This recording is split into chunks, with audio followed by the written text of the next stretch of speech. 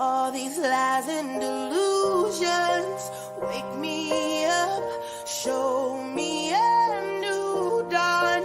Open your eyes, rise, children of light. I am awakened, I am awakened.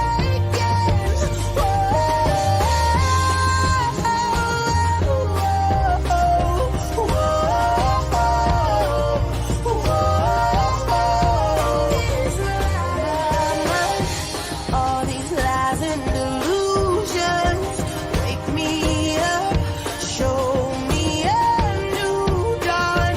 Open your eyes, rise, children of light. I am awakened, I am awakened.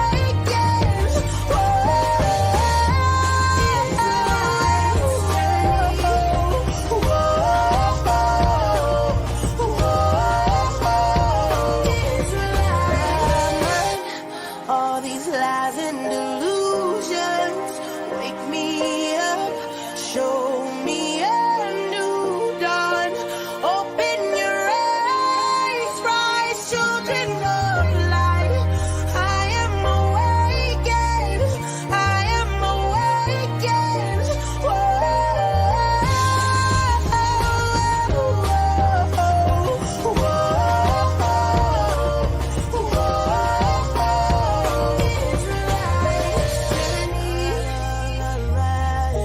Clear my mind and my soul. Gave me a new mind. Oh, made me whole. I rise up. I'll be the new light. I am awakened. I am awakened. All these lies and delusions wake me up, show me a new dawn. Open your eyes, rise, children of light. I am awakened, I am awakened.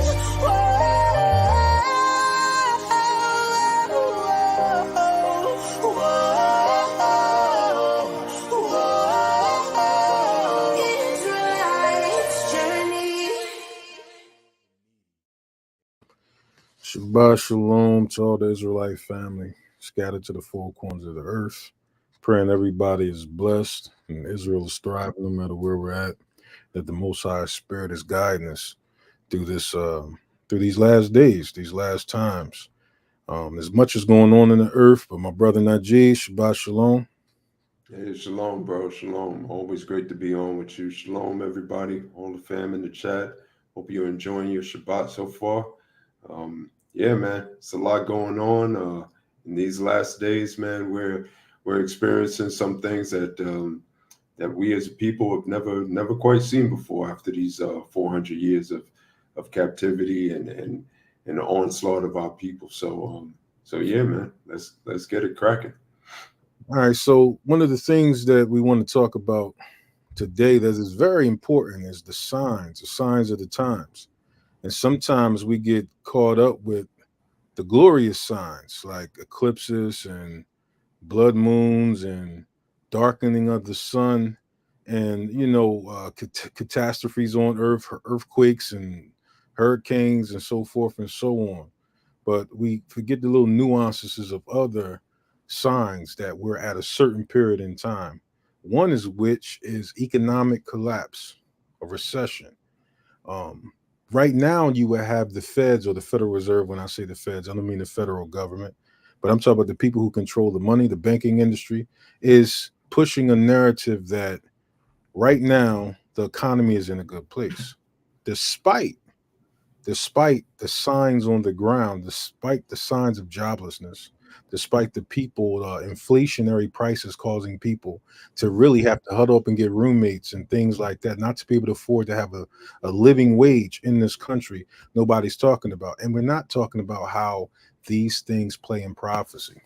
When you think of recession, you just think about your pockets.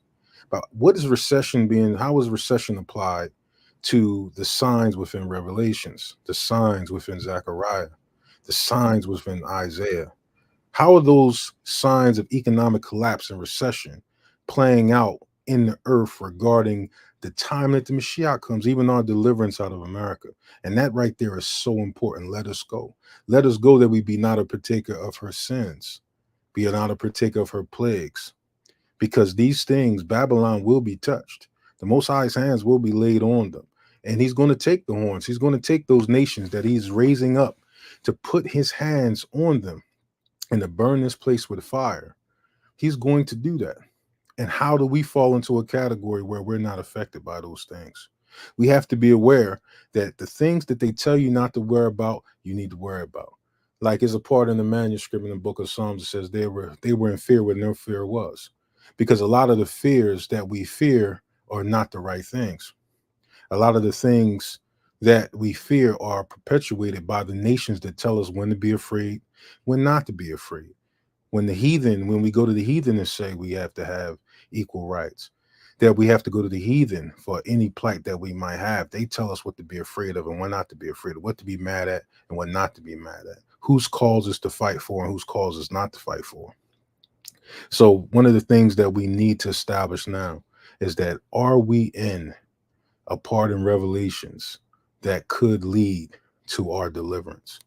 Are we at the last times where signs like recession is so prevalent that now the rumors of wars and the things that's happening between nation and nation is that we really need to be on guard. We really need to right now be mobilizing. I'm not saying mobilizing for us physically, but mobilizing spiritually, mobilizing within your heart, understanding that your mindset is to be separate from this place. So, brother, if you don't mind, can you grab up Revelations, the 6th chapter, real quick? Yep, of course, Revelation. bro. Let me share my screen right now. Yep. Let me know if you can see that. You can see that. All right, that's Revelation 6. I believe you want to focus on verse 6, but you want me to start from like 5 or 4?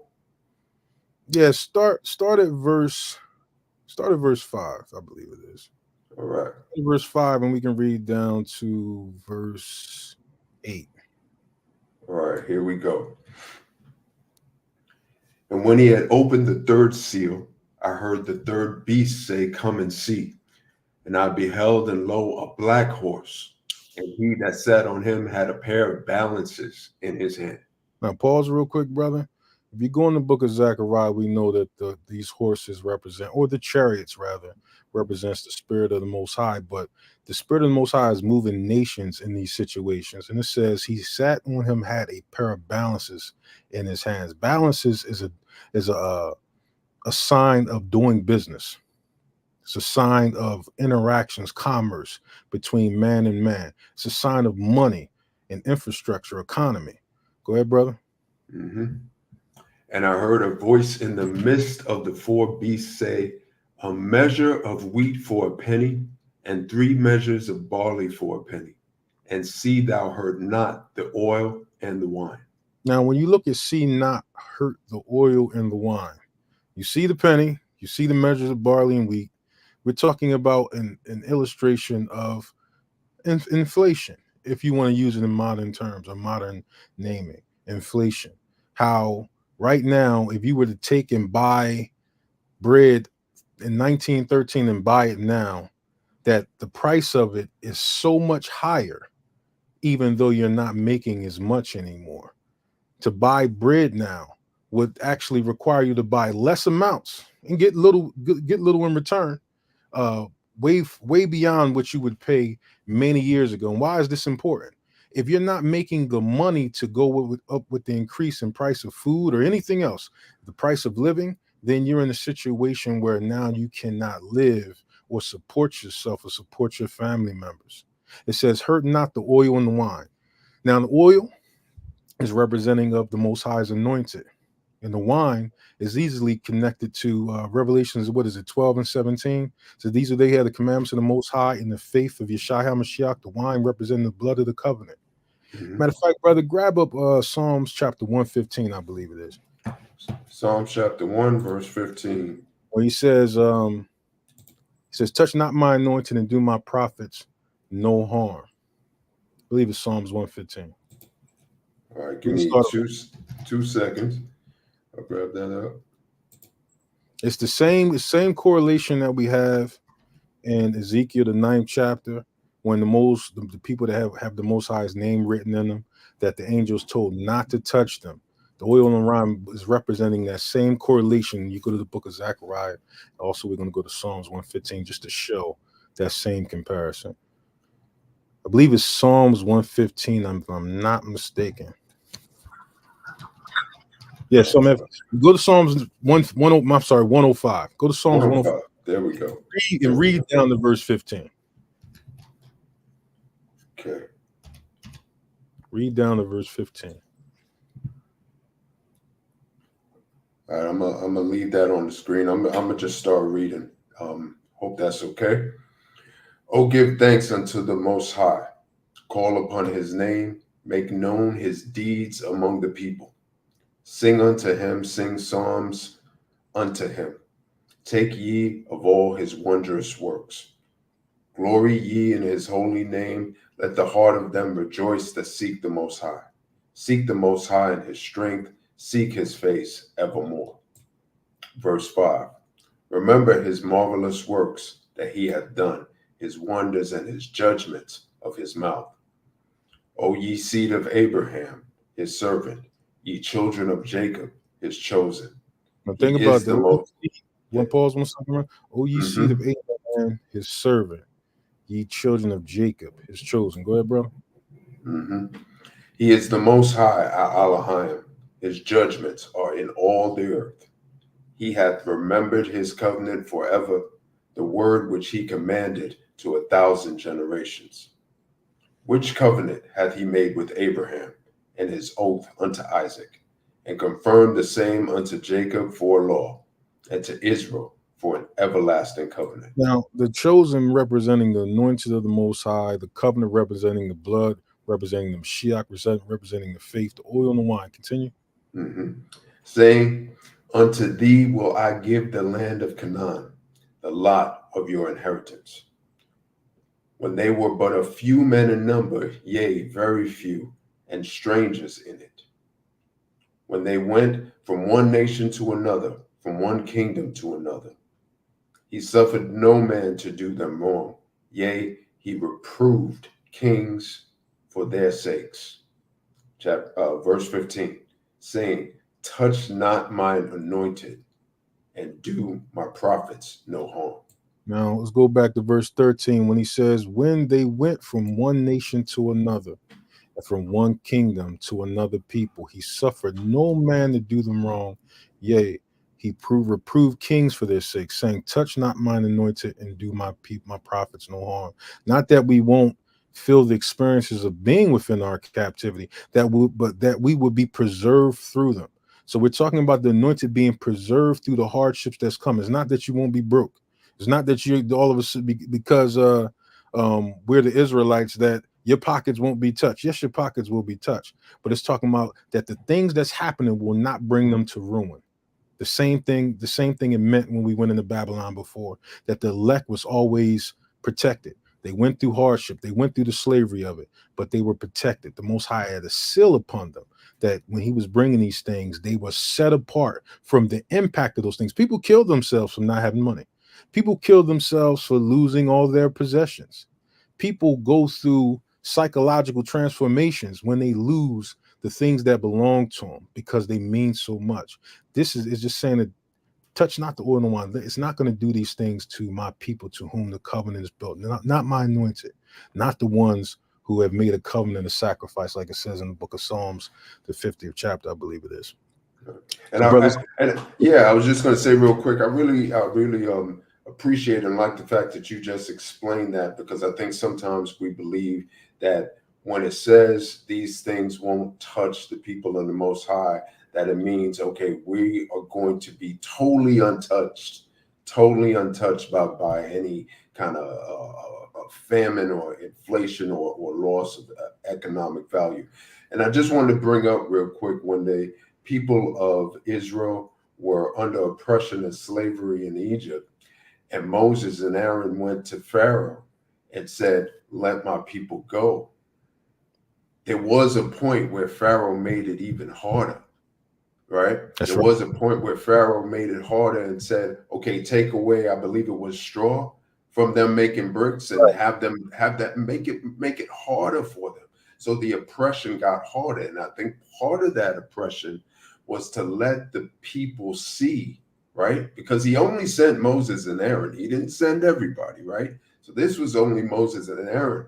But let the people see and cry out more for relief of their oppression from the Most High. So I think that's a valid point that you made about the not hurting the oil and the wine here.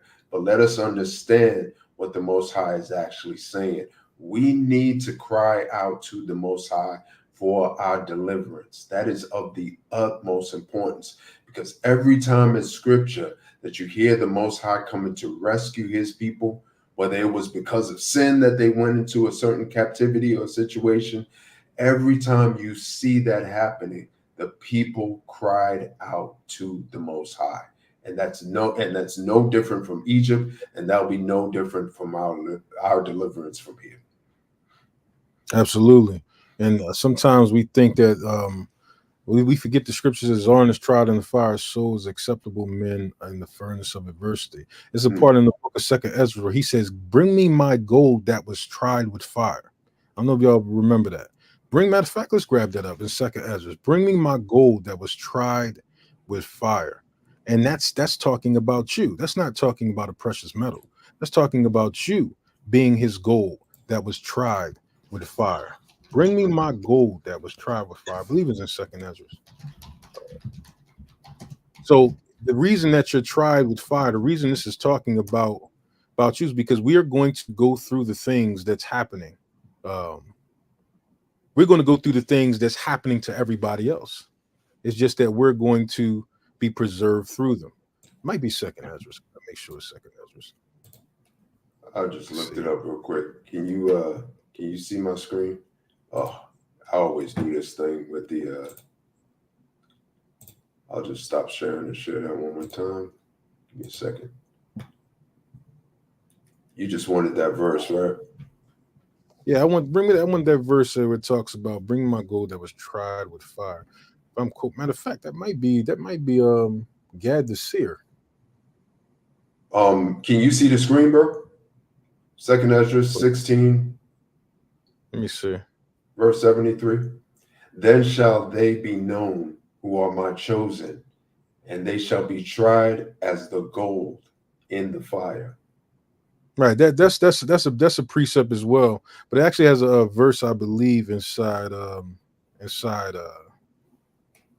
see. It's actually, I think it's a verse inside Gad. It actually says, "Bring me my gold that was tried with fire." I like the phrase that it has in that book.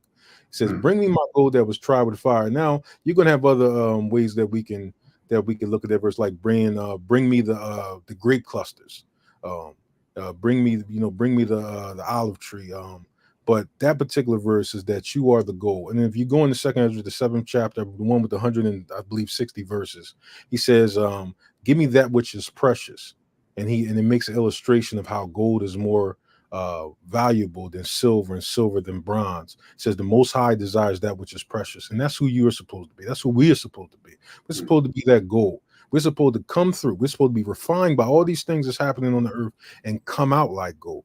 Like when it says it will remove the dross. All things that come out shining is purified in fire, especially any precious metal. So let's head back to Revelations chapter 6.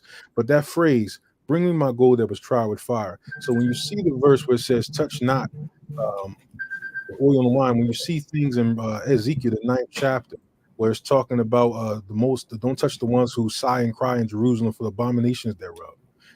It's not that they're not in the midst of the hardship that's going on, but they're preserved from it. Let's get up to verse 8, brother. All right. Should I read 7 here? Yeah, read 7. Okay, here we go. And when he had opened the 4th seal, I heard the voice of the 4th beast say, "Come and see." And behold, and I looked, and behold, a pale horse, and his name that sat on him was Death, and hell followed with him. And power was given unto them over the 4th part of the earth, to kill with sword, and with hunger, and with death, and with the beast of the earth. Now, the main thing that we're trying to prepare our people for, at least to bring light to the subject, is that you notice that the economic collapse, or the reference to measures of barley and a penny, it precedes now the wars come, because everybody knows that resources causes wars, famine causes war, the battle for resources causes wars, and when there's not a plentiful thing on the earth, it causes wars. So one of the signs that we're looking at is that when you see economic collapse, when you see turmoils over money and resources, when you see that those things is prevalent, particularly in the North Country where we are at right now, while we're saying let us go, that these things are signs of that next stage of the seals, the next stage of prophecy. That now the wars that the Mashiach says, when you hear wars and rumors of wars, it's not yet, but it's at the door. So how do we have a sign right now that there possibly can be a recession or economic collapse? Now, you live within this country, so you're noticing these signs yourself, how your pockets is affected, how things are going up.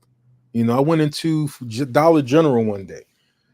I remember going in on a Friday and coming in on a Monday, and everything was up by 75 cents. Everything was up. The same thing that you bought Friday was up by 75 cents on Monday. Now, that might not seem like anything to another person, but when you look at gas prices, when you look at rent, I remember back. I don't know if some of you might be as old as me. I'm a 70s baby. I remember back when you can get a 1-bedroom apartment for $400 or $500 in the early 90s. You can get a 1-bedroom apartment for $400 or $500. Those same apartments now are $1,200, $1,500 for 1 bedroom. That's not two, one. That's a big jump. That's a big rise in inflationary prices compared to the cost of living. These things have been progressive. You talk about the recession of the 1930s, before World War II, I believe it was. Then you had the recession of 2009 that a lot of us seem to forget there was a recession, or called to be a recession, in 2009. So how do we know that we're looking at a recession right now? Looking at the stock market, looking at the record highs that have hit the stock market and why they hit. So recently, a couple days ago, rather, the Feds, or the Federal Reserve, decided that they were not going to do anything about interest rates according to the economy. Now, mind you, they were just in fear a few days ago. Right before the announcement, it was that the so-called experts were in fear regarding the condition of the economy, and that the economy, they felt like, was in trouble. And guess what? It all goes away when the Federal Reserve, which is not a federal institution, but is a banking institution, comes out and says, "Well, we're not going to make any changes to interest rates." How is this? Normally, matter of fact, let's play this clip real quick, and I'll explain the clip. So if you don't understand it, I'll explain what Boy is saying. Let me see. Where is the clip? Here we go. So I'm just make sure I know where it's at, because I got a bunch of windows open. So we're gonna play this clip real quick, brother. When I put it on, can you just let me know from the rip? Do you hear it? All right, we'll do, bro. All right. Interest rates, and I want to just give you. Yep, I can hear it. Yep. All right. So the brother right here is talking about interest rates and what the federal government, the federal banking institution, is how it's handling interest rates. And it's interesting that the bankers, or the Federal Reserve, that's separate from the federal government, regulates how the economy moves. Like, so that means that you have an institution banking operation, and I know a lot of y'all know this, but I'm gonna say it anyway. That regulates the money, what you're paying, what things cost, and things like that. So let me turn this up real quick so I can hear it. Bit of a graph here, and you can't really see the information on it per se, but you can see the colors. Green, I'm talking about the market is going up, right? The interest rates are high, the market and the economy is good, but when they are lowering the rates, it's often a sign of the economy being weak, and the rates need to be lower so they don't cause a recession by accident, right? We shall see. But notice that when the rates are lower, what this is going to indicate is that the Fed sees that the market is going to need some help. that the economy is going to need some help in the future. So they don't want to hold on too long. And the reason this is interesting, I think, is because we are much better off, believe it or not, hearing higher for longer again and again and again. Now you might be thinking why. The That's reason true. for that is consistency. What is the market not like? FUD, fear, uncertainty, and doubt. Now he said FUD, fear, and the inconsistency and doubt. I hope I said that right. And the He interesting said, yeah, fear, uncertainty, and doubt. in doubt. So FUD, fear, uncertainty, and doubt, which that's what was being portrayed prior to the federal government. I'm sorry, let's keep calling these cats the federal government, the federal bankers or the Federal Reserve. That's what you had several days earlier. You had the FUD, fear, uncertainty, and doubt within a society where the economy, the price of living, inflation, all these things were causing people to be afraid. Every people recognizing that retail chains are shutting down. That's an interesting prospect. That's an interesting prospect that retail chains, which is your epicenter of buying and selling. Down the stock market is where you trade, and we'll go into Revelations chapter 18 on that to continue this subject. But the retail centers is how the things get purchased and bought and how they get dispersed amongst the public. Is that you go to a retail chain, whether it's you're going to McDonald's to get a burger, whether you're going to a store to buy Bath and Body Works or any one of the retail chains, usually is a sign of economic growth. When you see stores being built, when you're seeing restaurants being put in different locations, anytime you see building of infrastructure, it's a sign of economic strength. So now would be in the opposite. If you start to take away those things, you would say is now a sign of economic weakness. So the brother in the video says the sign of those green lines is that when they bring up the interest rates, if they take them down, it's a sign that they're trying to not force a recession because they realize that the economy is not strong.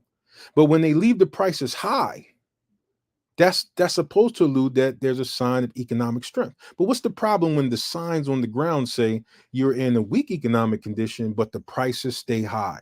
And how when he put in quotation marks, when they might cause a recession by mistake or cause a recession by mistake, that's very key.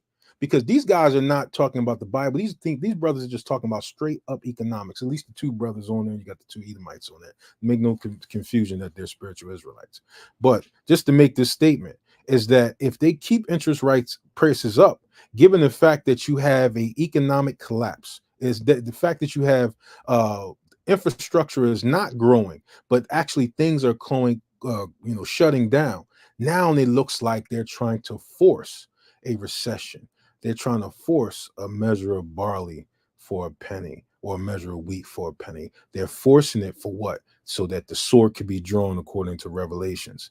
And this is what we're seeing on the earth with Israel and America and the enemies that's lined up against them, even the ones that the Most High is going to bring to cripple them. This is what we're witnessing right now. This is how you know what seal that we're at. This is how you know when the trumpet is being blown. Not just because we watch and pay attention to the signs in the heavens, it's but because we watch the actions or inactions of the people, the nations from which we might be in, or looking at the nations outside of the ones that we're in. Brother, I don't know if you wanted to say anything before I continue. No, that was I didn't want to stop you, bro, because that was just such a good explanation and kind of what you started this live with, that there are so many signs, and the signs that we are aware of, like you said, like the what we see in the sky with the eclipses and the aurora borealis, that happen. So many signs that we see in the skies and the stars. We also see, and I believe this is a sign too, kind of the fall of our people, our famous people. You see over and over again, some of the peoples we know. I don't really want to, necessarily mention P. Diddy, but I'm trying to think of the name of this pastor who just kind of stepped down. Can't remember his name right now. He ran a church in Texas. he just stepped down because of quote unquote sin. I know a lot of you family out there know who I'm talking about. So just all that to say that the signs are really ramping up for what we Tony Evans. Thank you, son of your code. Thank you, Tony Evans. Just stepped down because of quote unquote sin. So we see these signs just ramping up, and because it's not this explosive sign like an eclipse or whatever, we still need to keep watch, and we still need to be aware of what's going on in the earth, specifically at some points in our country right now, because we know this is the daughter of Babylon. That's what we believe here, salt of the earth. So thank you, brother. Great explanation. And also to the brothers and sisters out there, Win Walker, who just posted that the House just activated the military draft. Things just got real for them. If you have any information that we're not highlighting, put it out there. Appreciate you, son of Jacob. You always show support. Much love to you and your house. Tony Evans, I didn't know who he was talking about, but I'm glad you put that out there.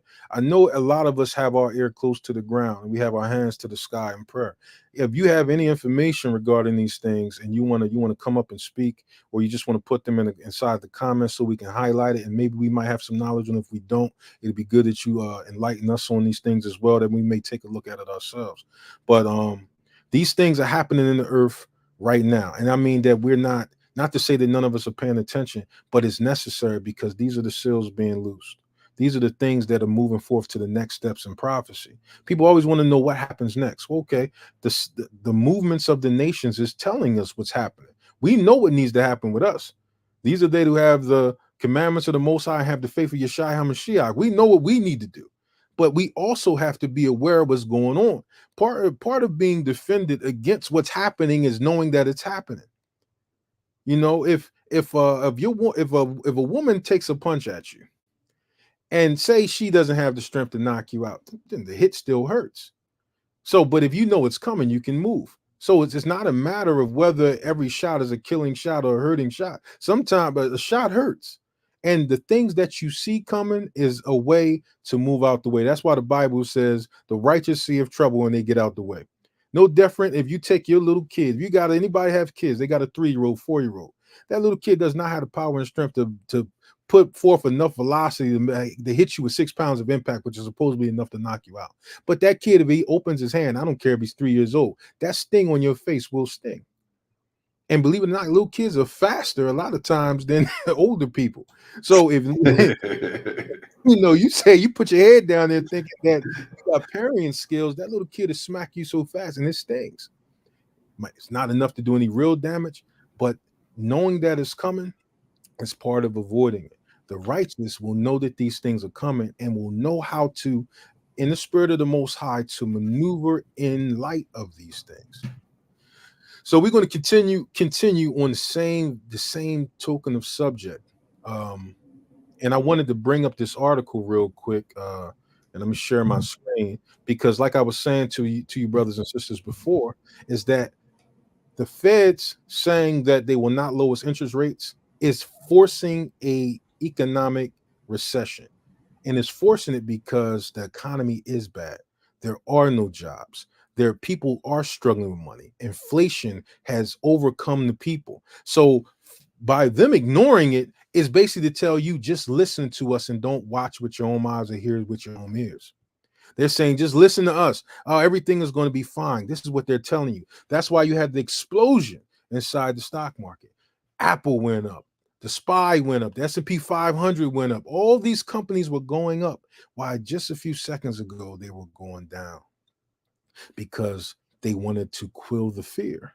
They don't want you to know the seals are being loosed. They don't want you to know that trumpets are sounding. They don't want you to know how close we are to the end, to those times where we'll be delivered. That's how the Mashiach can come upon you unawares. And I made this illustration to a brother the other day. Matter of fact, it was you, brother Najee. If we're in America, we don't see certain signs because war has not touched these shores yet. Surely war has not touched these shores yet in the sense of how Pearl Harbor was. So in a lot of ways, We're waiting for the signs. But believe it or not, if you're other in war-torn countries, if you go to China, supposedly China has had damn near weather catastrophe almost every day. They're dealing with a weather catastrophe in China. You have these things happening all over the world, where by certain perspectives, say if you was Palestinian or anywhere else, or other places where it's war and torn, they're looking at the sky as if the Mashiach is about to come, because they're living in the tribulation we're waiting to experience. We're not recognizing the tribulation that's here, because still brothers and sisters can go to work, come home. You can plan a weekend, plan a vacation, so you think at least. And it's the delusion. I would say illusion. I'm gonna say it's delusion, the self-delusion that has you to believe that we're not in apocalyptic times. We're not in the end times because of what we experience day to day.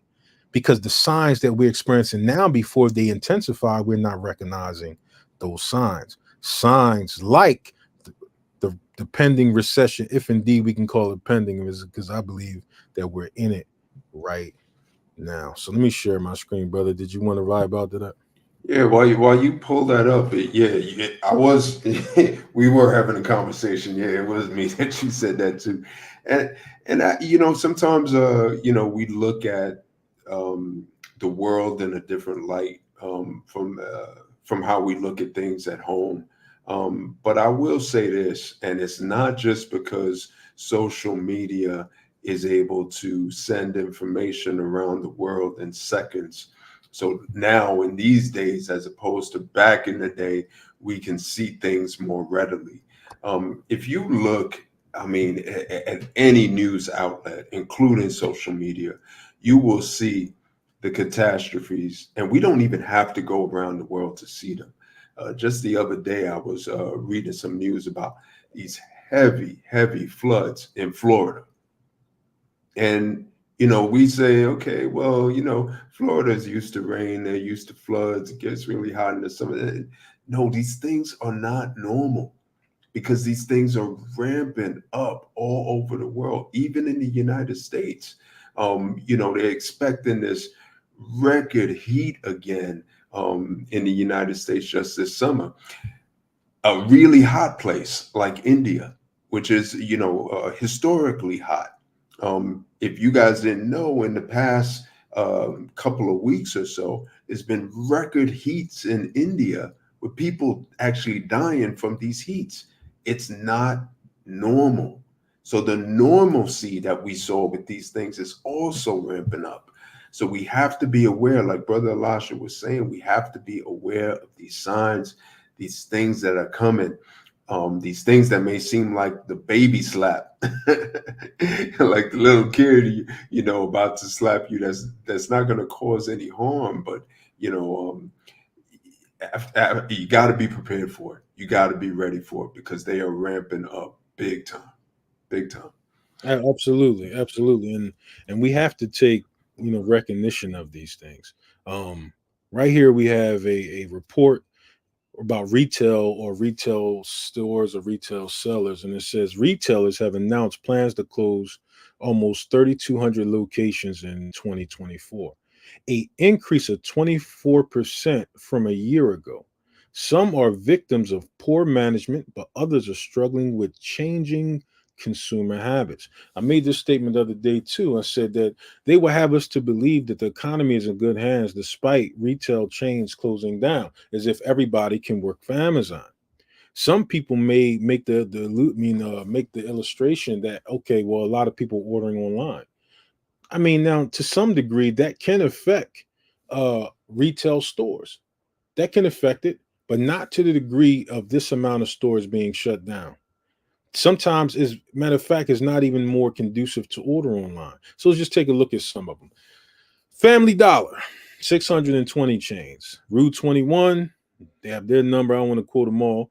99 cents only stores. CVS Health, 7-Eleven, Rite Aid Express, Walgreens, Boot Alliance, Macy's, The Body Shop, Soft Surroundings, Salmon Ash Music, Sleep Number, Burlington Stores, Foot Locker, uh, Foxtrot, Dom's Kitchen and Market, Carter's, Abercrombie and Fitch, Outdoor Voices, Signet Jewelers, Big Lots, and Ashley. So we're gonna play a real short video. We played the video on another video that we did, but it's real short. And I just want y'all to hear the impact of how this Edomite woman projects the situation. Now there's a lot. If you go to TikTok, you can look at all types of retail stores shutting down, but she kind of just quotes a bunch of them. So we'll use her as a quick guide on this subject just to get establish more clarity on the subject. So let me just share my screen real quick. Matter of fact, brother, hit that fair use if you don't mind. Sure, no problem. Give me a second. I want y'all to really pay attention to this and like be on the lookout to know where we're at with these things. Don't believe the TV. Don't believe our so-called government. A lot of times that's motivated by the financial institutions. Like believe your circumstances. Believe the joblessness. Believe the fact that things are a lot higher. Believe the circumstances that you're living in, and not what they tell you to believe regarding your circumstances. Copyright disclaimer under Section 107 of the Copyright Act 1976. And this is a copyright disclaimer under Section 107 of the Copyright Act 1976. Allowance is made for fair use for purposes such as criticism, comments, news reporting, teaching, scholarship, and research. Fair use is a use permitted by copyright statute that might otherwise be infringing. Nonprofit, educational, or personal use tips the balance in favor of fair use. All right, so I'm gonna share my screen and let's just check out this short video real quick. Let me see. All right, brother, let me know if you hear it. 600 stores this year. CVS. Can you hear it, Aki? Yep. Sorry, I was on mute. I can hear. Yeah. All right, brother. All right. I got you. Closing 900 stores through the end of this year. Walgreens closing 150 stores. Outback Steakhouse has already closed 40 of its restaurants. UPS is cutting 12,000 jobs in 2024. Citigroup cutting 20,000 positions as well. eBay, why not? 1,000 jobs lost there. Microsoft cutting 1,900 positions. Expedia cutting 1,500. Cisco cutting 4,000. Apple cutting 600. It's entertainment too. Regal Cinemas closing 429 locations. Kroger's grocery store chain shutting down 413 stores. It's not affordable to be in retail anymore. Foot Locker closing 400 stores by 2026. Macy's will close 150 locations by 2026. Walmart already this year has closed 6 of its supercenters, while the U.S. Senate has passed nearly $100 billion to send to other countries that Joe Biden just signed yesterday. Most can't even find Ukraine or Israel on a freaking map, let alone Taiwan. We're paying money that we don't have as our economy goes down the toilet and American jobs die. Of course, we know we're going to ban TikTok so nobody can talk about it freely. I just want everybody to know the brother's face. She's mad intense, and the brother's just like, okay. Now, what's funny about that is says we don't have any money. Now, this is, and I'm sure some of you might have this information. I believe it was in 1971, Nixon. He what was the process called? That's when officially the United States no longer went by a gold standard. Was in 1971. Nixon signed a bill, and that bill was called, I believe, the Bretton Woods system. Is that what it's called, brother? I don't know, man. Let me. I can try to pull it up right now. Fact, I got an article real quick. Matter of fact, we're going to show this article real quick. Okay. I'm not mistaken. It's called. Here we go. I got the Bretton Woods. Now, when she says we don't have any money, I just want to touch on this real quick, not go too in depth. But it says Nixon ends convertibility of U.S. dollars to gold and announces wage price control. Now, this is officially when they acknowledged that we were on a monopoly board because the dollar wasn't backed by gold. Supposedly, the dollar is supposed to be legal tender to be backed by gold and silver, but it's not.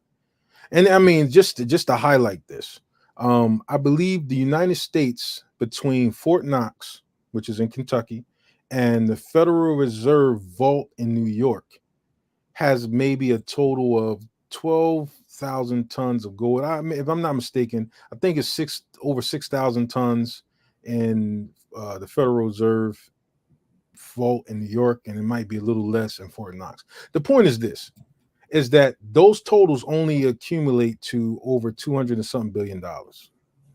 Only some, so the amount of gold that they have is actually in value 200 and something $billion in one location, maybe another 200 billion in the next. So even just let's say that the total amount of gold for the tons of gold that the United States has is 12,000 tons. Let's just say that for example. One of the main things against about this argument is that most of the gold inside these are actually being held in the United States because other countries put their gold here because it seemed more fluid to allow countries to change hands by using gold by just moving the bars over in a particular vault than to have them have to ship it there. So it's not all the gold that's inside the United States Federal Reserve Vault and also Fort Knox is not all belonging. There you go, 6 million troy ounces of gold, which believe it or not, it says that the Indian women actually have 12,000. They have actually more tons of gold than anybody on earth is the Indian women, but that's a whole nother subject. And when you see them, you can actually see that they do because they always have a lot of gold on or they're ornamenting gold. But the point is this, if you have 400 and something $billion worth of gold, but you have $32 trillion of debt, and you have right now supposed to be $3.3 trillion in circulating dollars right now. That's still supposed to be. It's supposed to be $3.3 trillion in circulating dollars right now. And that means that you have what is that, 3 times, 4 times the amount of money in circulation than you actually have gold to cover, even though it's not being covered by that anymore, according to the, you know, what is it called? The Britain, what's the name of that thing again? I know I had it. The Britain something system it is. Let me grab that, make sure I'm saying it right. Yeah, that's what it's, the Bretton Woods system. And that system, the Bretton Woods system, was drawn up in fixed dollar to gold at the existing partiality of 30 US dollars or 35 per ounce. So that was the system that was in play. And it's an agreement under which gold was the basis for the US dollar. That was before Nixon did away with the Bretton Woods agreement, and other currencies were pegged to the US dollar value. So when you look at, the country has been broke, the country has been spending money that it didn't have. You have monopoly money, and that's why the Fed now incorporating digital currency is what they'll go to next, even though that's a failing system that's just waiting to be obliterated. The whole Bitcoin thing is actually supposed to be an answer to the monopoly system we have now, where we're passing the I don't know if you ever had food stamps when you were a kid, and your grandma gave you $1 food stamp, and it was brown and white. And if you was really balling, you was given the purple and white food stamp. That was a $5 food stamp. And if you was really balling, you might have got the $10 food stamp. You know, you went to the store with that. And when you went to the store with that, you put your hoodie over your head because you didn't want anybody to see you breaking a $5 food stamp. Not knowing that the rappers that you see in videos that's running around throwing the money, you see them throwing it, they giving it.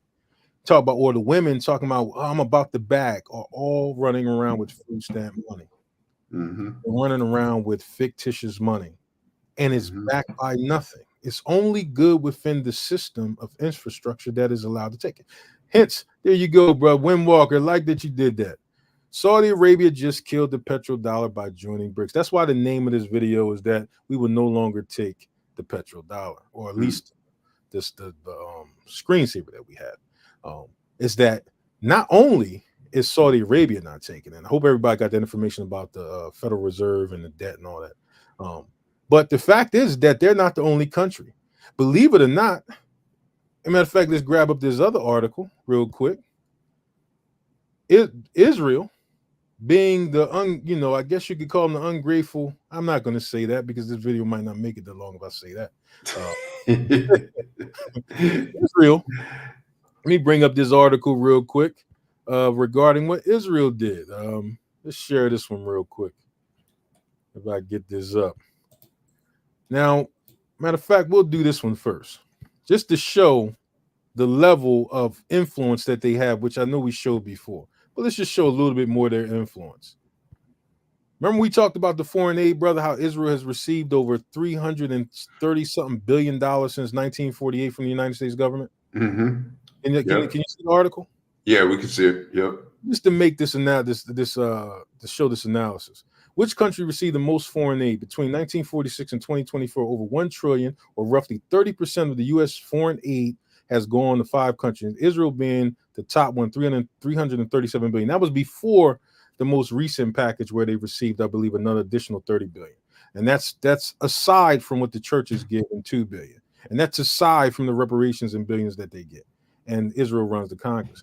So given the fact that Israel gets so much money in foreign aid, and our people, we'll touch on that subject in a minute, what happened about the Tulsa, Oklahoma, is that Israel gets all this money in foreign aid, and actually signed some of these legislation through Congress because they have control of Congress, which we established. Even despite that, let's look what Israel did recently. Let me just stop that and show this article right here. I don't know if anybody saw this. Check this out.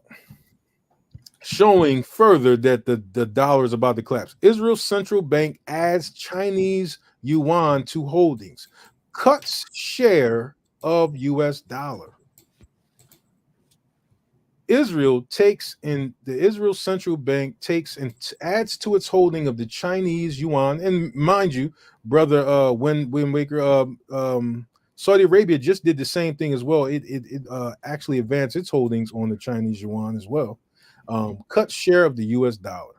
So it's interesting that United States' biggest ally, or its biggest, I'm gonna watch when I say, one that most money to, actually cut a share of its holding in the U.S. dollar. Now, what faith could you have in the U.S. dollar, given that that Israel, who gets the most money from the United States and just got over I believe almost $30 billion aside from other foreign aid money, will actually cut a part of its share of the U.S. dollar? And it goes to the comment by Windwalker, I'm sorry, regarding Saudi Arabia. So we're going to look at another short clip. Brother, did you want to say something to that before we keep going? Oh, no. Go ahead, bro. Am I going too fast? Or am I saying this right? No. I don't think you're going too fast at all. All good, man. Right. So so Israel cuts its holdings and it increases its holdings on the Chinese yuan. Why is these things important? Because we're looking at the horns turning on the beast. We're looking at it. We're looking at the nations turning on the so-called greatest nation, strongest nation on the earth. Mm-hmm. When you read in the Bible about the horns, how is it playing out? We're watching it play out. We're watching the shifting or the changing of the guard. Let's go to this other. Let's go to this short video real quick. Let me grab that up. Check that one. This goes to what you were talking about, Wim Walker, which we were going to get to. Here we go. I believe this is it. Here we go. Let me know if you can hear it, brother. Nope. Well, they ain't said nothing yet. Let's try it again. Let's see.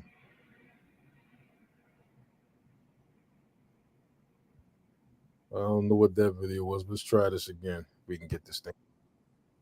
Here we go. All right, let's stop this and start again. Gotta be more. Now let me know if y'all can hear it.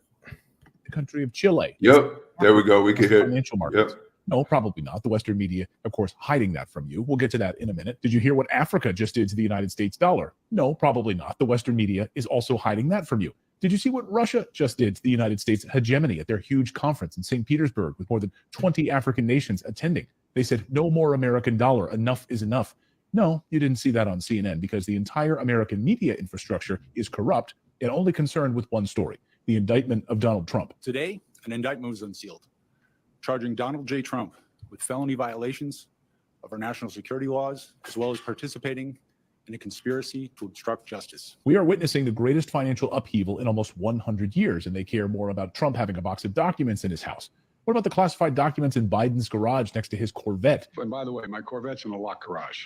Okay, so it's not like you're sitting out in the street. Shut up. Don't ask any questions. You're not allowed to ask any questions because it's all a distraction from what's really happening. The Western media is pretending that everything is fine, but it's not. Almost zero coverage of what I'm about to show you. The unipolar order, dominated for decades by the United States, is crumbling right before our very eyes. And let me tell you, it's not just some abstract concept, something that's being written on white papers. No, it has real consequences right now for every American who has money in a bank or is concerned about their family's future. First, let's talk about Africa. Something astonishing happened this week. Kenyan President William Samoei Ruto speaking to Parliament, announcing that Kenya would start trading in local currencies and not in the US dollar as they have been doing for decades. Holy smokes. The cracks are forming. Watch the standing ovation that he received from this speech. From Djibouti, selling to Kenya, or traders from Kenya selling to Djibouti, have to look for US dollars. How is US dollars part of the trade between Djibouti and Kenya? Why? And we are not against the US dollar. We just want to trade much more freely. Let us pay in US dollars what we are buying from the US. But what we are buying from Djibouti, let's use local currency. For far too long, the vibrant and resource-rich continent of Africa has been tethered to the United States dollar. But guess what? Africa is waking up, and it's moving away from the dollar faster than you can say economic independence. They have been kept under the thumb of the West for centuries. African nations are now suddenly embracing regional integration. Their neighbors, seeking to reduce their dependence on external currencies. Goodbye, US dollar. And just this week, a Zambian politician spoke about how the West has been exploiting and raping Africa for centuries. And Africa is now demanding autonomy. Did you hear what just happened in the country of Chile that sent shockwaves across the financial? So when you look at that, you see that now countries are starting to buck against the US dollar. And this is important. When you look at the so-called world trading system, and we're going to highlight, go to Revelations 18 on that. Every country trades commodities or whatnot using the dollar. Matter of fact, I have I believe I have a breakdown on that. That all countries internationally use the dollar, and as far as the stock market goes, when they trade, the dollar is the international currency used to trade on the world market.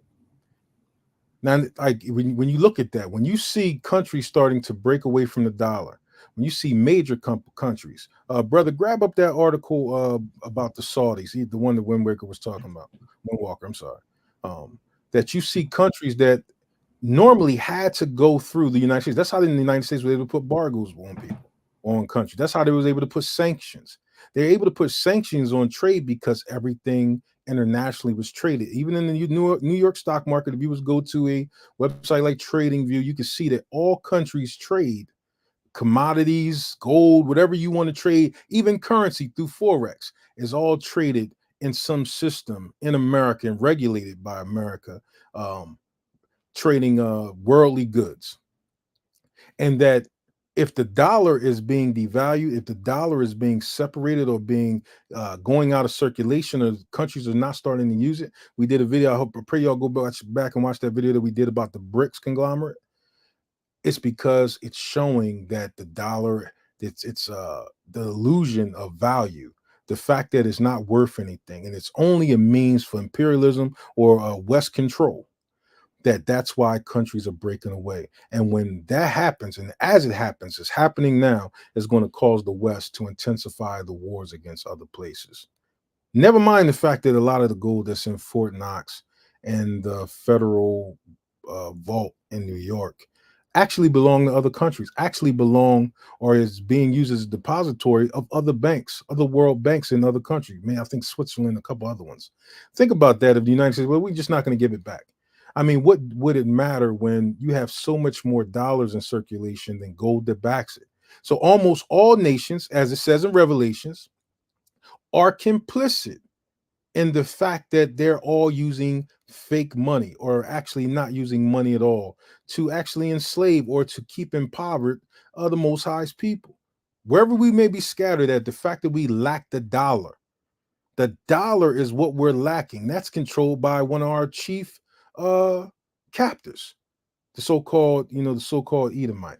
And that the fact that we don't have the dollar, it's not even about how much gold we have in different places. It's really about our ability to have produced the dollar, which is sanctioned and run by the nations. And that all nations have been complicit in making sure that we've been impoverished no matter where we've been at, having no self-determination, having no ability to stand on the economic scale. You got that article, bro? It's not an article, bro. I don't have an article. Just play like the first few seconds of this. I think she does a good job at kind of explaining some of the things that are happening. You can see the title of it: Saudi Arabia ditching the U.S. dollar, how it affects you. Let me just play a few seconds of it. All right. I think it'll help describe what we're talking about. Fair use.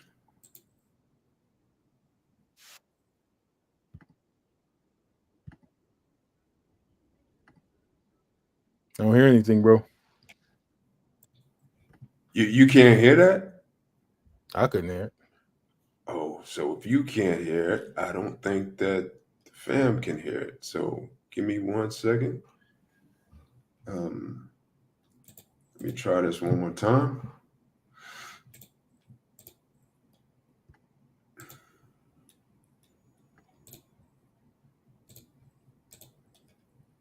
Okay. This subject is actually very, very important for us to get an understanding on it. Saudi Arabia decided not. Are we hear it now, bro? Okay. All right. So I'm gonna start it over, and I'm gonna let it play. Hey guys, what's up? I'm Erin, and welcome back to the channel. The petrodollar system, which has been in place since the 1970s, officially ended on June 9th, 2024, as Saudi Arabia decided not to renew its 50-year-old agreement with the United States.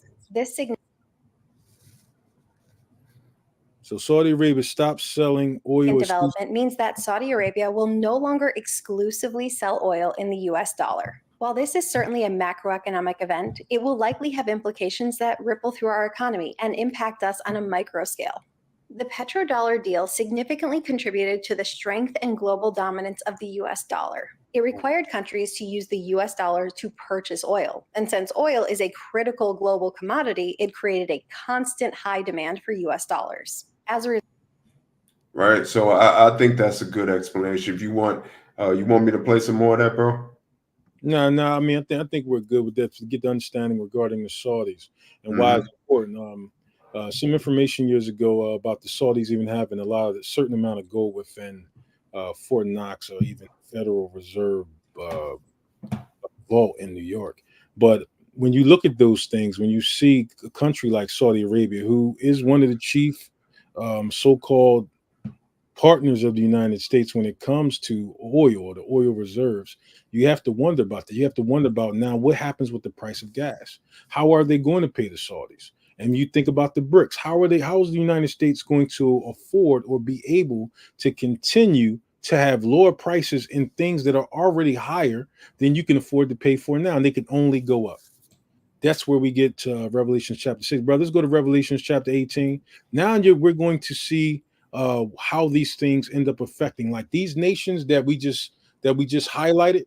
It's not just America that has basically put a stranglehold on the Most High's people regarding the dollar or the wealth, but almost all nations have been a partaker of the abominations of this nation when it comes to the economic deficiencies of the Most High's people regarding how we fit into these things today. All right, bro. I'm at Revelations 18. Where you want me to start? Because I think the whole chapter kind of, sums up what's going to happen in Babylon, right? We'll start up in verse 1. All right. And after these things, I saw another angel come down from heaven, having great power, and the earth was lightened with his glory. And he cried mightily with a strong voice, saying, Babylon the great is fallen, and has become the habitation of devils, and the hold of every foul spirit, and a cage of every unclean and hateful bird. Pause right there, brother. Now it says Babylon the great is fallen. And when you look up that word and it's become the habitation of devils, it talks about demons. Demons we know are unclean spirits that came from the Nephilim. And it said in the hold of every spirit, of every foul spirit, and every the cage of every unclean and hateful bird. Continue, brother. For all nations have drunk of the wine of the wrath of her fornication, and the kings of the earth have committed fornication with her, and the merchants of the earth are waxed rich through the abundance of her delicacies. Now pause right there, brother. Sometimes we don't look at the wine of her fornication. They have enslaved Israel. They have drunk the blood of the saints. They have destroyed the people of the Most High. Their fornications, their abominations is chiefly in large part what they have done to us. We're their greatest abomination. The Most High said his anger with us was for yet a little while, but the things they've done us, all of them have partaken of it. All of them has made merchandise of us, almost all of them. Continue.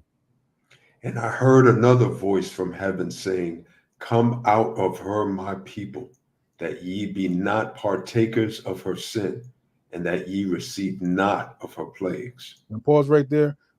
When we say let us go, this is what we're doing by coming out.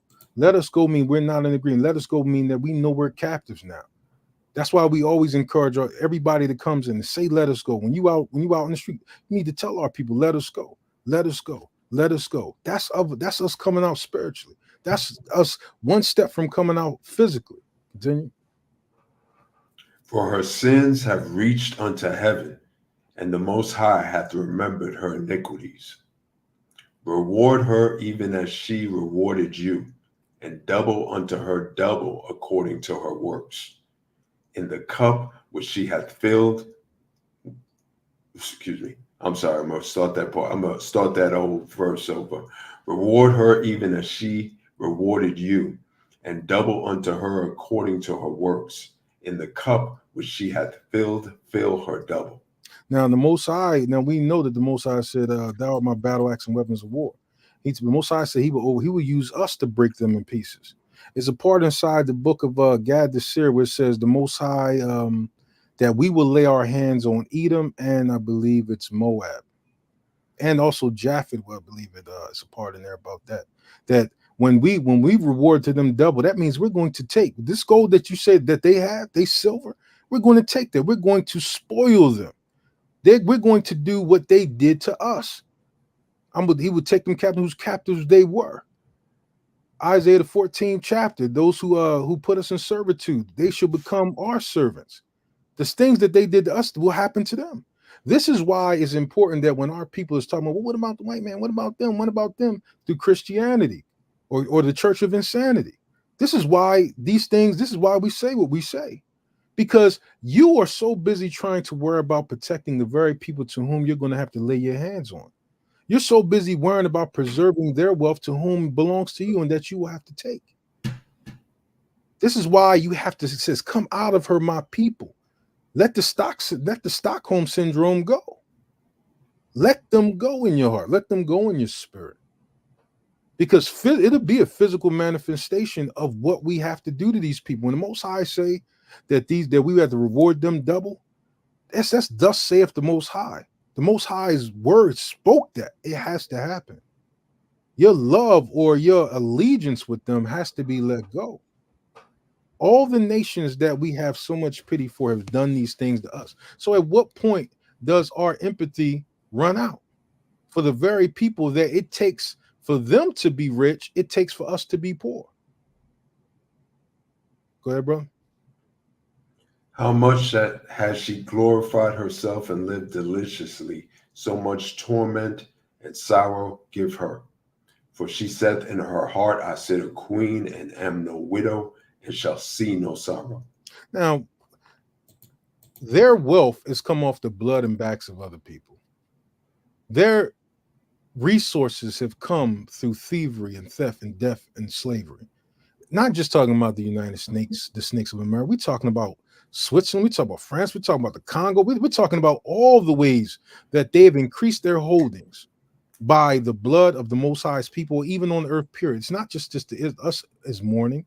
They have brought death and thievery to every nation, chiefly the ones they shouldn't have touched, which is the Most High's people. We have to recognize that there is someone responsible for this. It's not spiritual to say, I hope my captors or my oppressors rule over me forever. There's nothing spiritual about that. To tell the rapist continue to rape, to tell a robber to continue to steal, to telling the oppressors to keep me in slavery. There's nothing righteous about that. That's not spiritual. Judgment is spiritual. Righteousness is spiritual. Overthrowing the nations that crippled the earth is spiritual. And it has to start in the heart first. It has to start in the spirit. Go ahead, bro. Therefore shall her plagues come in one day, death and mourning and famine, and she shall be utterly burned with fire, for strong is the Most High Elohim who judges her. And the kings of the earth who have committed fornication and lived deliciously with her with her. Read that again, brother. And the kings of the earth who have committed fornication and lived deliciously with her. Say that part one more time, please. And the kings of the earth who have committed fornication and lived deliciously with her. Deliciously with her. That means they lived in a state of pleasure. They lived in a state of heightened excitement. They lived good. Think about when something delicious, when to your core you enjoy it. Said they have lived deliciously with her, the riches, the spoil, the renown, with her. Go ahead, brother. And the kings of the earth who have committed fornication and lived deliciously with her shall bewail her and lament for her when they shall see the smoke of her burning, standing afar off for fear of her torment, saying, Alas, alas, that great city Babylon, that mighty city, for in 1 hour is thy judgment come. And the merchants of the earth shall weep and mourn over her, for no man buyeth their merchandise anymore. Stop right there, brother. No man buyeth their merchandise anymore. We're talking about the whole international trading system. It's not just one place that these things are coming from. We can go through all the books of the prophets, how wood comes from one place, myrtle trees coming from another place, fruits and different things come from different nations. We talk about their merchandise, the whole system of being able to buy, trade, and sell commodities, money, all that. They all do it together. The international trading system, where all nations right now use the dollar, but we're seeing that relationship being broken and frayed. That's why we're seeing that war comes after this. And you're recognizing here, who you think burning them with fire? Go ahead, continue, bro.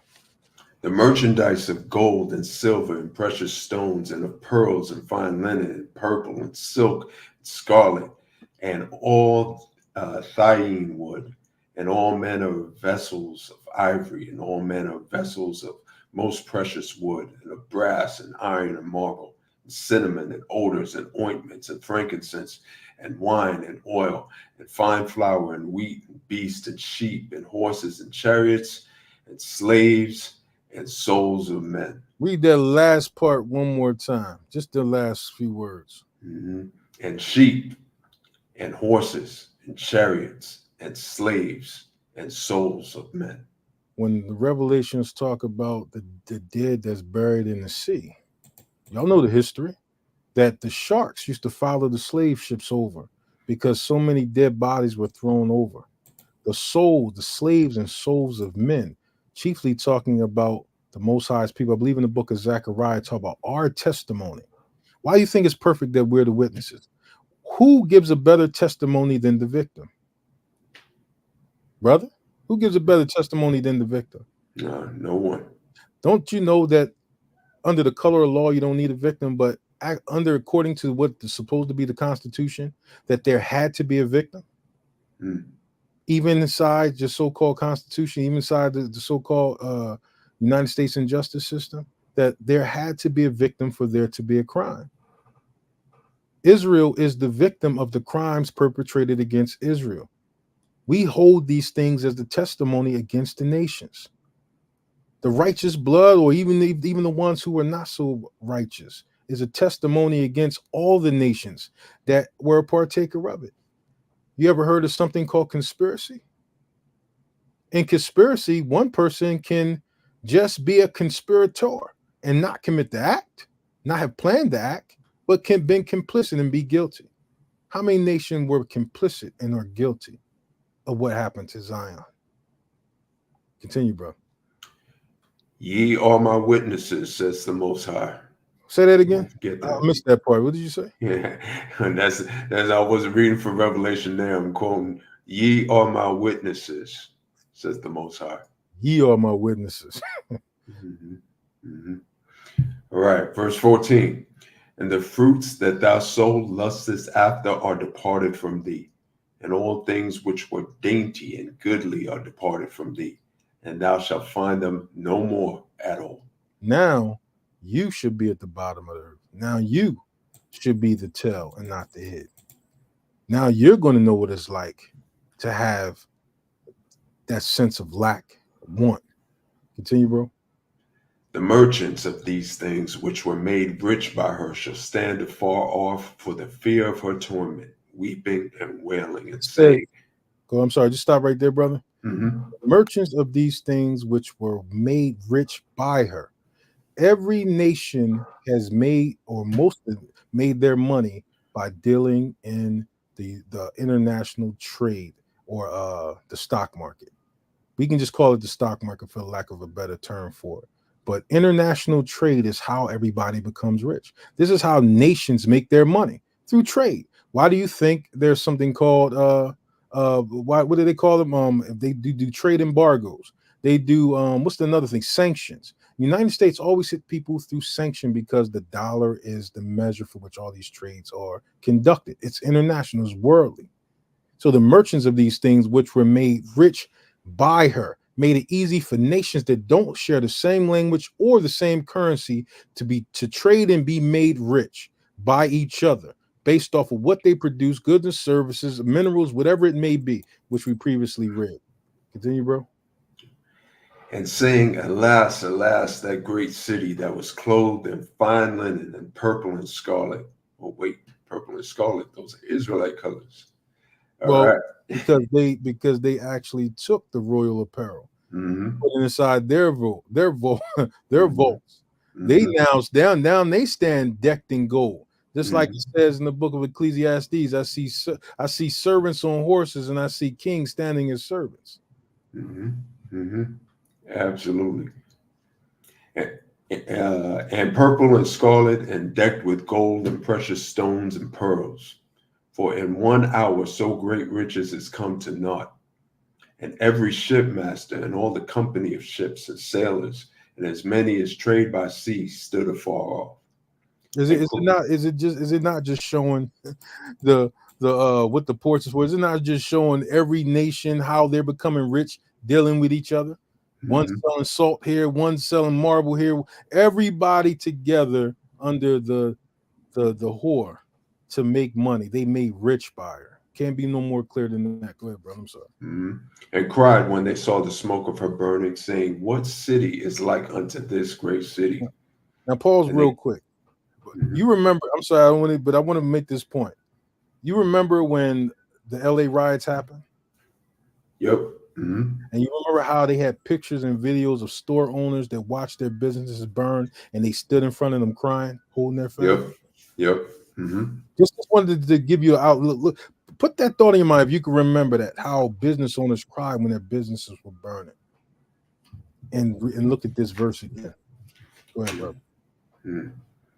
And they cast dust on their heads and cried, weeping and wailing, saying, alas, alas, that great city, wherein were made rich all that had ships in the sea by reason of her costliness. For in 1 hour is she made desolate. Rejoice over her, thou heavens, and ye holy apostles and prophets, for the Most High hath avenged you on her. Read that again. Matter of fact, read that until you get tired.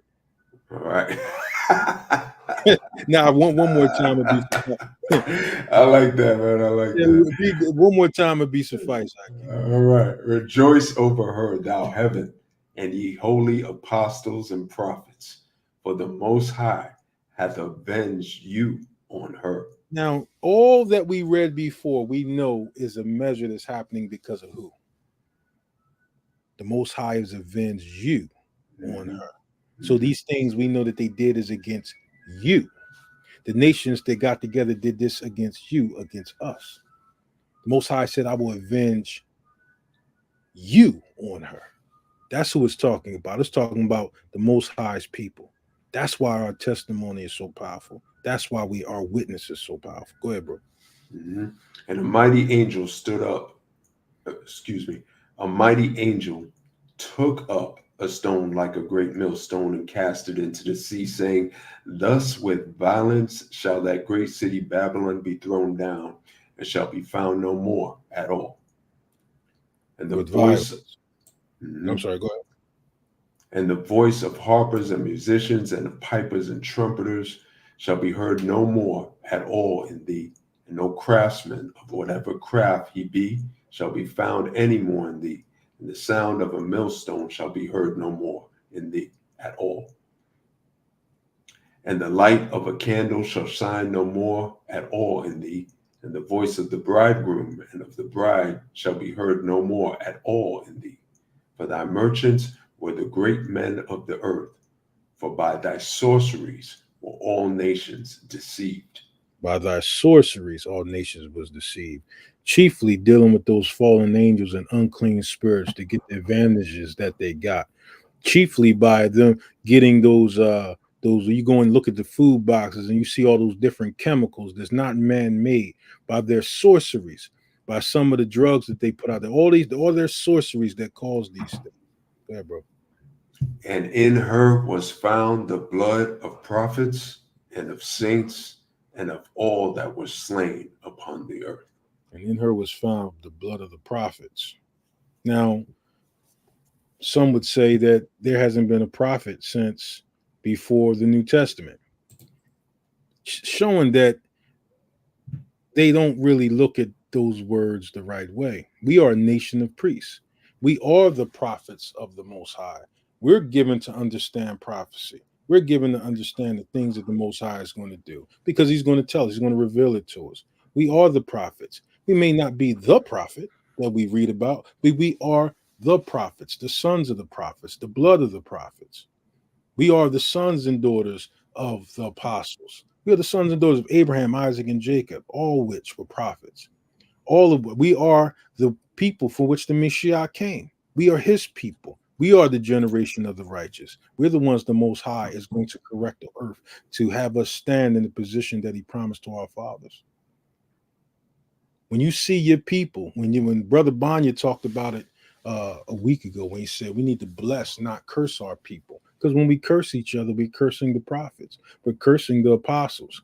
Not like some that might call themselves Paul or call themselves the modern day Isaiah. They're not talking about like that. I'm talking about one who is from the stock it comes from. You are the stock of the prophets. You are the ones to which the Most High spoke to understand the words of the book. If you weren't prophets, then it wouldn't say in the book of Psalms, I believe, was it 150? It says, the saints of the Most High says, can call upon the judgments written. This honor have all ye saints. The saints are the prophets. So Israel, the main thing we wanted to point out is that when you look at the signs, all signs don't have to be. Some of the most prevalent signs is by the actions and inactions also of the nations that move around. These things are the great signs because we're watching how they move. We're watching revelations unfold. It's not just a matter of watching the things that we might put in the category of being greater than the next, like seeing lights in heaven. Most High said, don't be dismayed at the signs in heaven. We're not supposed to give as much weight as what the Most High is doing from nation to nation. You go in the book of Daniel, it talks about how the prince of Greece left, and then the prince of the Greeks was coming, or the angel that represents, or the spirit that represents that nation. It was talking about a whole nother kingdom coming into play. when it talks about the Greeks, Alexander the Greek and his generals under him, which led to the Roman Empire, that they were coming in to now be a force against the Most High's people. They became at that time to be the ones from which gold is tried in fire and furnace of reverse. That's what we were then. Every captivity, everything we went through, we were tried in. We were purified in.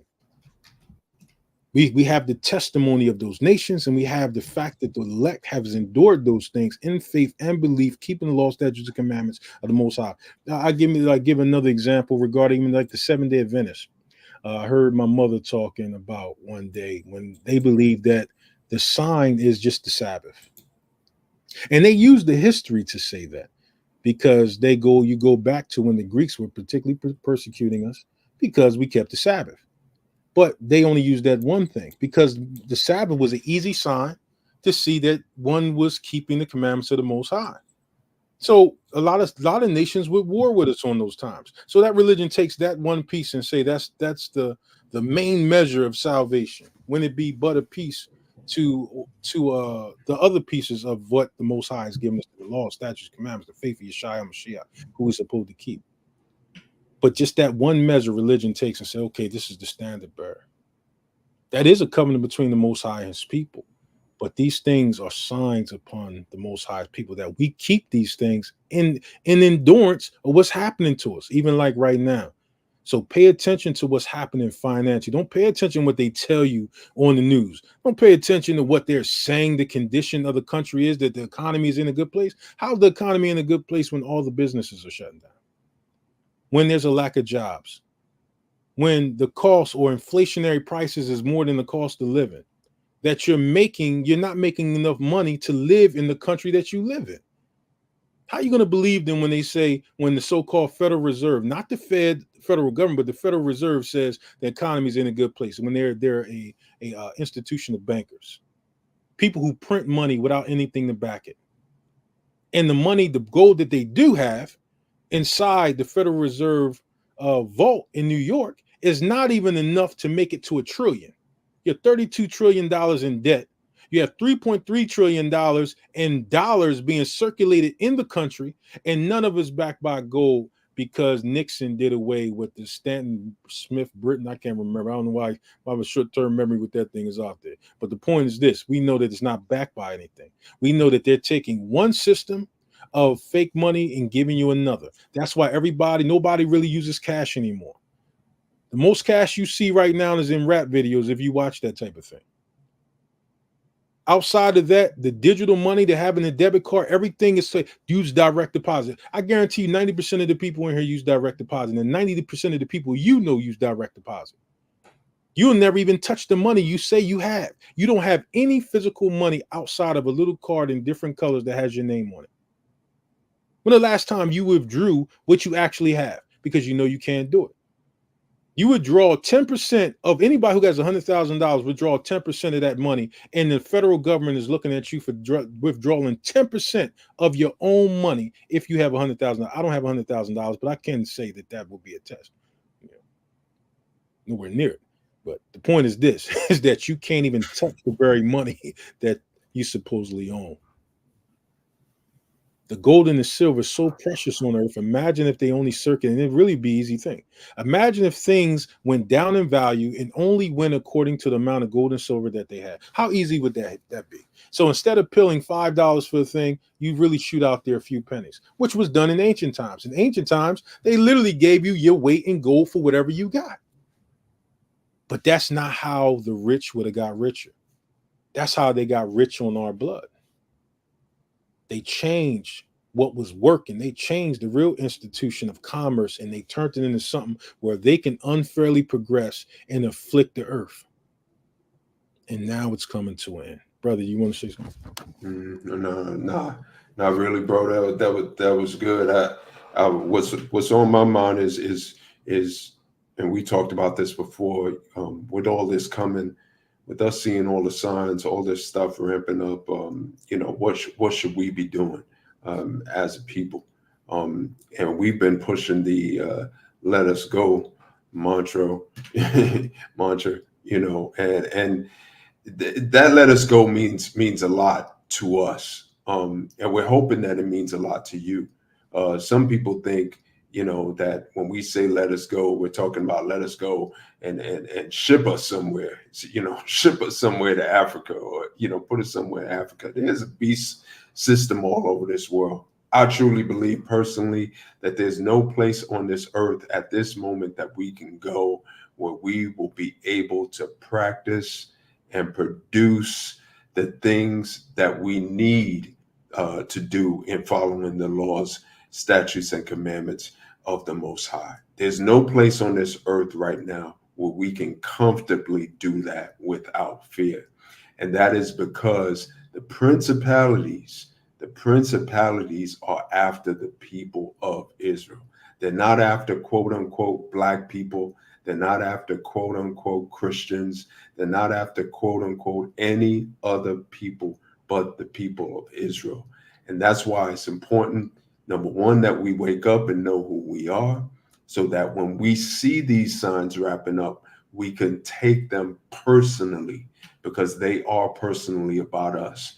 It's not necessary that everybody sees that the stuff going on in the state of Israel, and stuff going on in Palestine, and the stuff going on in the Ukraine, and the stuff going on in Sudan, that these things are all about the people of Israel. They will not know it and they will not understand it, because these are not signs for them. They are signs for the people of Israel. They are signs for us. So let us go is more than just about transferring us from one place to another. Let us go is a cry. It is a cry to the Most High. It is a stamp on us to show that we now know who we are. And that saying, let us go to the Pharaoh of today, means more than just transferring us from one place to another. It is a cry to the Most High. It is establishment and a determination that we now know who we are.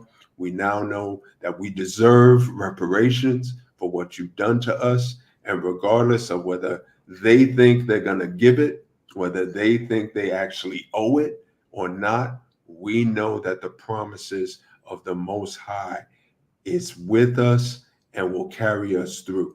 The Most High said, I can't remember through which prophet he said this. Forgive me for that. But he said the day is coming when they will no longer say, blessed be the Most High. And I'm paraphrasing here. Blessed be the Most High who brought his people out of the land of Egypt. I think that's Jeremiah 23, I think. Mm-hmm. Yeah, Jeremiah 23. Blessed be the Most High, they will say, who brought them out of all the countries of the earth from the four corners. Isaiah, son of Jacob, said that. My bad. Mm-hmm. No, that's good. That's good, because I couldn't remember which prophet it was. But that day is coming, so it doesn't have to look exactly like Egypt. I don't think it will. But Egypt is our map. It's what we have right now. Is what's given to us from the Most High. And when that changes, that changes. So this rally cry of let us go is more than just a transfer from one place to another. It means much, much more than that. To me, it's a battle cry for Israel. And I just hope as we go further into this that you brothers and sisters will continue to join us in this battle cry. Yeah, thank you, bro. I think that's Brother Bonnier back there, or Brother Cleo. But I actually put that in there. I thought it was Jeremiah 23. Oh, yeah. There you go. I'll just read that out. But the Most High liveth, which brought up and which led the seed of the house of Israel out of the north country and from all countries whither I have driven them. And they shall dwell in their, I believe that ends in dwell in their own land. There you go. So that's it. That's it, Brother Elisha. You got anything else to add? Yeah, I just wanted to say one more thing regarding let us go.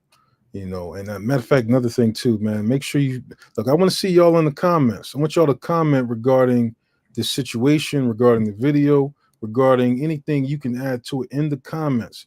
Smash the like button and share the videos. And very important that our people are aware of these things, because right now it seems like the signs that we only want to see, the ones we're looking for, is always the one that is fantasized about.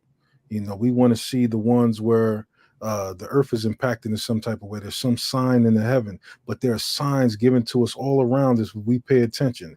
Great signs of seals being loose, trumpet sounding, like these things going forth. And let me tell you something, when you look at that, you see that war leads to our deliverance. That shows you how close we are. That right now we're at a recession, and most nations have already been experiencing a recession. Now the North Country that holds the chief men of the Most High's people, the royal stock of the tribes of Yasharel, is experiencing these things, and they're trying to hide it from you. The same way they're trying to hide from you what's happening in the heavens by dropping those so-called Kim clouds. They're dropping those things. They don't even want you to see the signs that's being shown. Far as we know, the sun could have been blackened for 3-4 days. We wouldn't know, because you got artificial suns, you got artificial clouds, you got so much going on where they're trying to get you not to see what's happening, what the Most High is doing in this place. Because believe you me, if it's happening in other places, it's definitely happening here. But they're doing their best to hide it from you. One thing they can't hide from you is the very things that the Most High is showing that's happening to their nation. Their own people is in a panic mode. Their own people is in a panic mode, looking at how this place is collapsing. Appreciate you, son of Jacob. So we want you to make sure that you share the videos, like the video. And also we want to bring this one last thing out to show that no matter what, and blessings to you, Windwalker, our people, and I'm not trying to highlight any to cast aspersions on them, but some of our people seem to think that it's about the individual cases that make money here. And that shows that we can thrive. And let me tell you something. There's still places in America where they have where it's called sundown towns, where black people know to get out of those towns by sundown.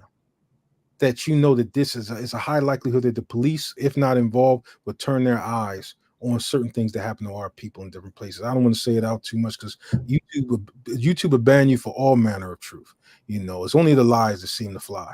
But these things happen. Our people are profiled every day.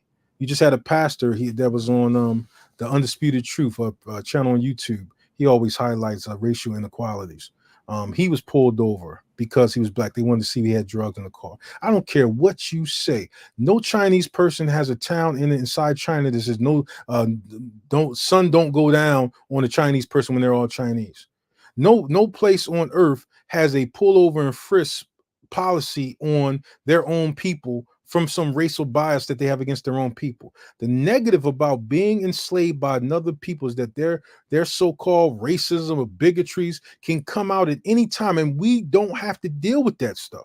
Why should we have to live a life where our kids have to be warned about what they should do in a pullover? What Negro light in this country, male or female, can make you say, you know what, man, we should deal with that? What person can make you say we should deal with that? No other nation that comes from the stock of their own nation have to deal with the things we have to deal with. But you got some black people out here talking about things are getting better in America. Things are getting good. How is it getting good when at any time these things can be enacted against you? That's a blasphemy before the Most High for us to say, being the princes and being the royal stock, to say we want to serve the slave. There's no reason that people should pay with tax dollars to put money into a pot that goes to making sure other children of another nation are well educated and are better educated than your own. You can't tell me it can ever get good enough or better enough in a country where it will always be disparities. There will always be some type of unjust action against us. There's no way that you can make yourself say that that's right in any way. I don't care if it's through the mouth of Candace Owens or anybody else that seems to think just because now we broadly can sleep with white women or black or white men or any other nation can say now it's gotten to the point where we can turn a blind eye to the fact that we're still in social degradation, physical degradation, all these things that's happening to us. You tell me how that can ever equate to us being content in this place, when no other nation has to give the warnings we have to give to our children, endure the things we have to endure, have to deal with the things we have to endure to the degree that we have to deal with it. So there is no scenario, there is no way to make us comfortable enough to stay slaves, to stay comfortable enough to be named by our slave master. There's nothing they can do, and there's nothing they will do. Case in point, what just happened in Tulsa, Oklahoma, brother?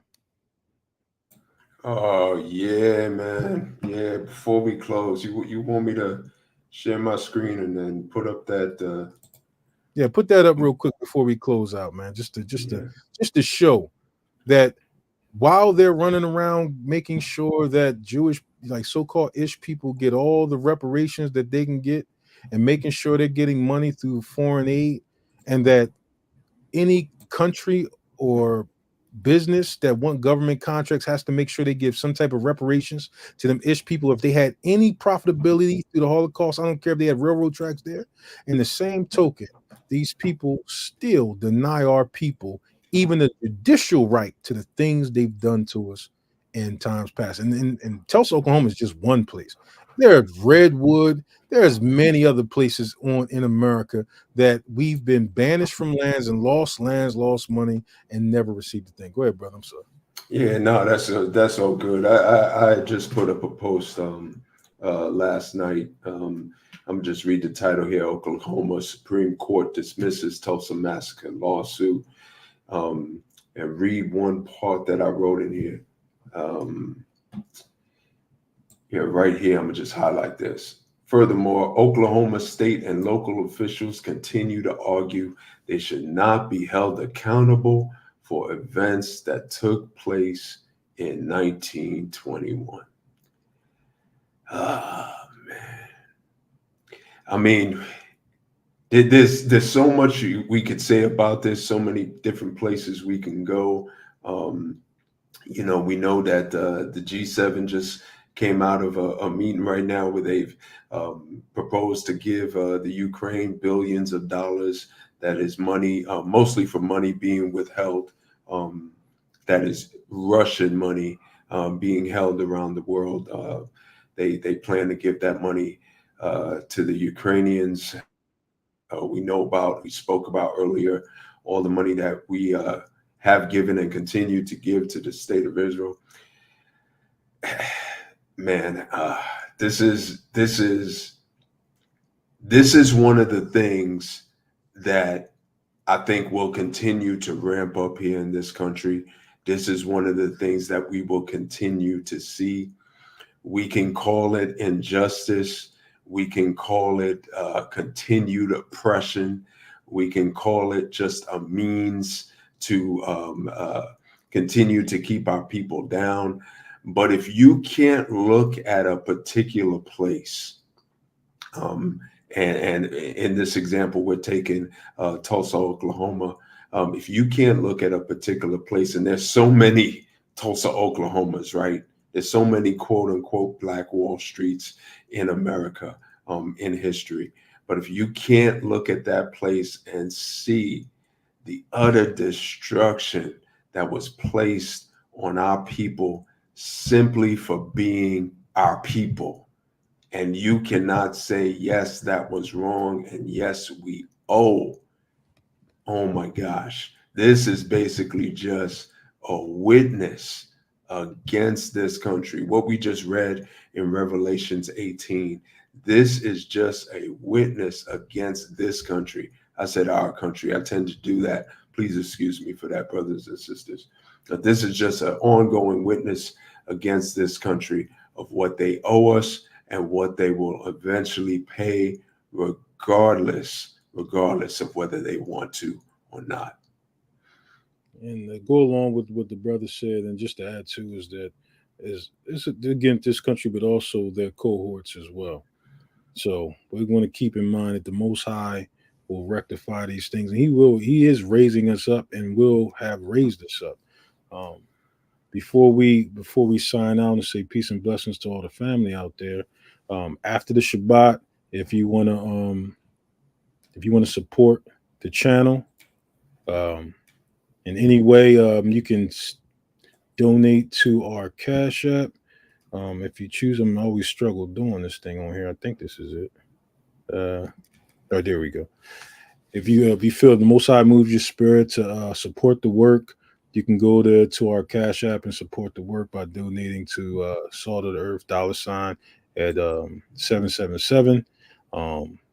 We pray that you do it if you are moved to after the Shabbat, We pray to bring more content to you. We have in our hearts to bring more content, not even content, but just whatever the Most High has given us to discern about what's happening as it pertains to our people and our deliverance. That's in our heart to do so. It's not a requirement to support the channel. You do support us by being here, by keeping us in your prayers. If you want to extend more support to us, that's a way to do it right there as well. But hopefully soon we'll be bringing whatever the Most High put in our heart to help edify our people. It's always something that our people that we can be strengthened on and become whole on. So just want to say peace and blessings to all the Israelite fam. Up next, Luciana, son of Jacob. Your presence is always a blessing.